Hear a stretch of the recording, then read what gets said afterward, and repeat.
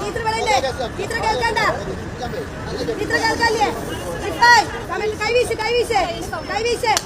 Teacher പറയാ കൈവീശിക്കോ, നിനക്ക് ചാടാൻ പറ്റുമ്പോ ചാടിക്കോ. ടീച്ചർ പറയണ്ടേ? ചാടിക്കോ. രണ്ട് കണ്ണിനും കാഴ്ചശക്തി ഇല്ലാത്തവനാണ് അവന്.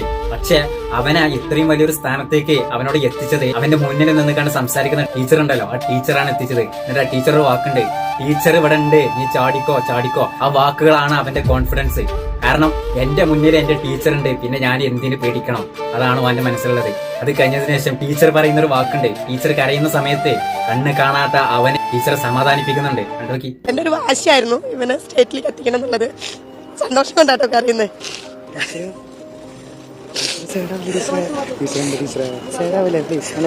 സന്തോഷം കൊണ്ടാ കറിയുന്നത്, വേറെ ഒന്നുമല്ല. അവന്റെ വിജയത്തിന്റെ പുറകില് അവന്റെ ടീച്ചറാണ്, പിന്നെ അവന്റെ മാതാപിതാക്കളും. അവന്റെ മാതാപിതാക്കൾ പൂർണ്ണ സമ്മതം നൽകിയത് കാരണം കൊണ്ടാണ് ടീച്ചറെ അവൻ അത്രയും ഉയരത്തിലേക്ക് ഇവിടെ എത്തിച്ചത്. ആ ടീച്ചറെ കൈകൾ അവന്റെ പുറകിലില്ല എന്നുണ്ടെങ്കിൽ അവനക്ക് ഇന്ന് ഈ ഒരു സ്ഥാനത്തേക്ക് എത്താൻ വേണ്ടി അവനോട് സാധിക്കൂല. ഇവനക്ക് ഈ ഒരു കഴിവ് മാത്രമല്ല, അടിപൊളിയൊക്കെ അവന് പാട്ടും പാടും. കേട്ടോക്കി. കതിരൊളിയാം കനകദീപ ഹാത്തിമുങ്ങിബേ,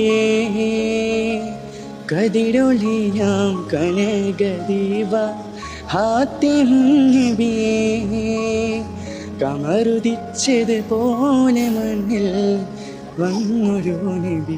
അവന്റെ കണ്ണിന് കാഴ്ചയില്ല എന്നുണ്ടെങ്കിൽ പോലും അവനക്ക് കാഴ്ച പകർന്നു നൽകുന്ന ടീച്ചർ അവന്റെ കൂട്ടത്തിലുണ്ട്. അത് മതിയല്ലോ അവനക്കുള്ള കാഴ്ച. അവന്റെ കാഴ്ച അവന്റെ ടീച്ചറാണ്. ടീച്ചറെ അവനെ നെഞ്ചോട് ചേർത്ത് വെച്ച നിങ്ങൾക്ക് ഒരു ബിഗ് സല്യൂട്ട്.